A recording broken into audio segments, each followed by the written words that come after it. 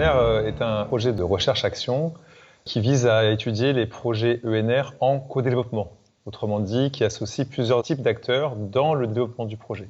Il y a pas mal de projets énergie renouvelable citoyens, où ce sont des citoyens qui portent le projet énergie renouvelable, qui se développent beaucoup. Donc on a une nouvelle articulation entre les acteurs dits professionnels traditionnellement ou historiquement et les non professionnels qui se professionnalisent.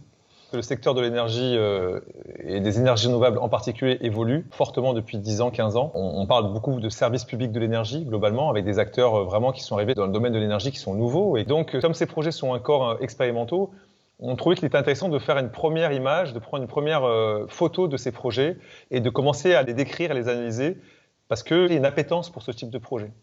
Il existe des projets de codev qui n'ont que deux partenaires, par exemple collectivités et citoyens, ou citoyens et développeurs industriels privés. Nous, on se focalise sur des projets à trois partenaires. Il y a des acteurs dits partenaires publics, il y a les partenaires plutôt citoyens, et il y a aussi des acteurs privés ou industriels qui sont sur le marché des énergies renouvelables depuis 20 ans, on va dire. La question qu'on s'est posée, c'est comment ces projets émergent, quelles sont les conditions de réussite ou d'échec de ces projets, et quelles sont les méthodes ou les modes de coopération entre acteurs. Pouvoir parler de famille, de projets. Donc on a essayé de faire une première description de ces projets et des modes de coopération, c'est très important. Quels sont les facteurs qui facilitent cette coopération surtout?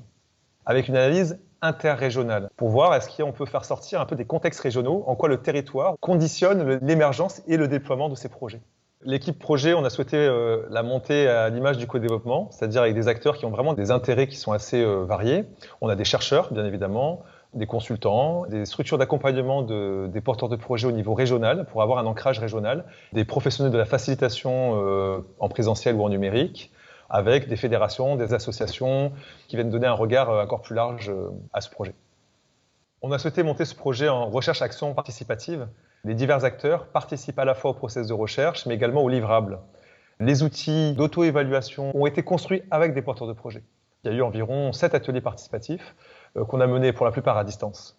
Donc on a aussi développé toute une ingénierie numérique participative avec des combinaisons d'outils qui nous ont permis de continuer à travailler de manière collaborative malgré les questions de confinement. On est actuellement presque à la fin du projet. On a des livrables qui sont assez opérationnels, qui visent à produire des outils qui pourront aider les acteurs dans leur propre coopération. Ce sera des supports qui leur permettront, entre partenaires, de discuter de là où ils en sont, des finalités de leur projet, est-ce qu'ils ont conservé leurs valeurs d'origine, et je dirais également avoir un peu de recul aussi sur leur projet. Et puis il y a toute une autre partie de la production, enquête et questionnaire, et qui est en cours d'analyse. Et du coup, on va produire des livrables classiques, qui sont des livrables d'analyse de données sur ce qu'on a pu récolter. On a produit une base de données de ces projets qu'on appelle Codev 3, parce qu'il y a 3 partenaires qui coopèrent. Un autre point important aussi qu'on compte réaliser avec ce projet, ce sont des recommandations au niveau des acteurs du secteur des énergies renouvelables, également politique publique, en une moindre mesure. Et on va surtout proposer de co-construire ces préconisations avec les acteurs de terrain lors de notre séminaire final, donc un atelier de co-construction des préconisations.